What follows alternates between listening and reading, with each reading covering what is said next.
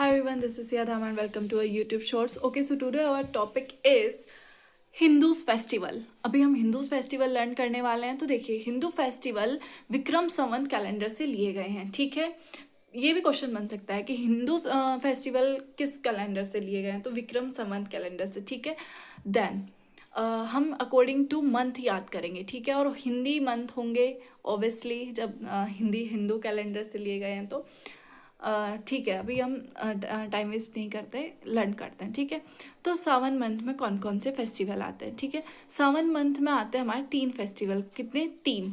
कौन कौन से हैं? तीज, नाग पंचमी और रक्षाबंधन। ये तीनों सावन मंथ में आते हैं। ठीक है, अब तीज और आपका नाग पंचमी ये शुक्ल पक्ष के अंतर्गत आते हैं और रक्षाबंधन पूर्णिमा पर।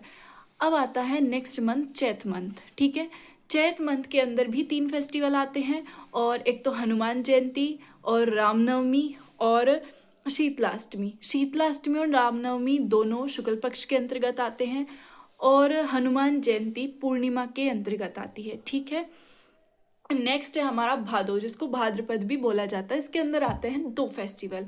कितने? 2 फेस्टिवल।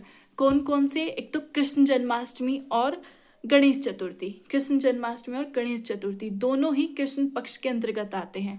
देखिए, कृष्ण जन्माष्टमी पर एक सॉन्ग भी है, भादो आदि रात अष्टमी छायो घोर अंधेरा, जब जन्म देव की नंद ने लीना, कुछ इस तरीके से है।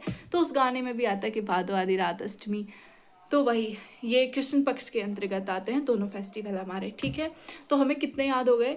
लगभग हमें चैत मंथ के याद हो गए, 3 फेस्टिवल हैं। सावन मंथ के याद हो गए, 3 फेस्टिवल हैं। और भादो मंथ में 2 फेस्टिवल हैं। ठीक है, अभी हमें 3 मंथ के याद हो गए हैं प्रॉपर।